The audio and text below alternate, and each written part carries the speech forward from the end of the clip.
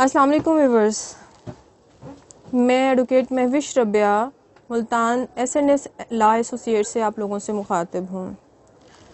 हमारे चैनल का बुनियादी मकसद आम आवाम को आसान अल्फाज में कानून से मुतालिक उनके हकूक़ से मुतालिक आगाही देना है। आज मैं जिस टॉपिक पे बात करूँगी वो है दावा आदे हकूक़ ज़ौजियत, रेस्टिट्यूशन ऑफ कॉन्जुगल राइट्स। मियाँ बीवी में से जब कोई दूसरे के हकूक़ ज़ौजियत अदा नहीं कर रहा होता तो कानूनी तौर पर उसको केस दायर किया जा सकता है और उसकी डिग्री हासिल की जा सकती है। जनरली हमारी कोर्ट्स में ये दावा शौहर हजरात उस वक्त दायर करते हैं जब बीवी रूठ कर बिला वजह रूठ कर मैके बैठी हो। तो इस डिग्री की सूरत में शौहर हजरात को 3 फ़ायदे हासिल होते हैं। आमतौर पर समझा जाता है कि इस डिग्री का कोई फ़ायदा नहीं है, लेकिन इसके 3 फ़वाइद जो हैं शौहर को हासिल होते हैं।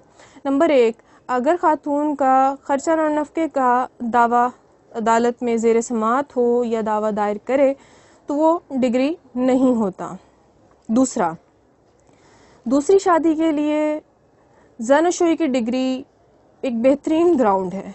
जब शौहर के पास ज़नशोई की डिग्री मौजूद हो तो यूनियन कौंसिल दूसरी शादी की इजाज़त आसानी से दे देती है। तीसरा, ज़नशोई की डिग्री के इजरा में अदालत खातून की जायदाद को अटैच कर सकती है।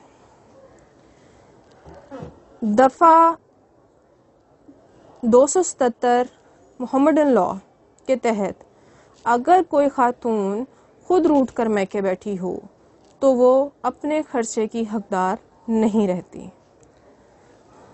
तो इस सूरत में ये दावा दायर किया जा सकता है और इसकी डिग्री से मंदरजा बाला जो मैंने पहले ज़िक्र किए हैं कि फ़वाइद हासिल कर सकता है।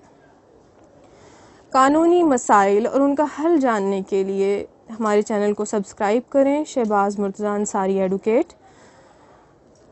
हमारा मकसद आपको आसान अल्फाज में आपके हकूक़ से आगाही देना है।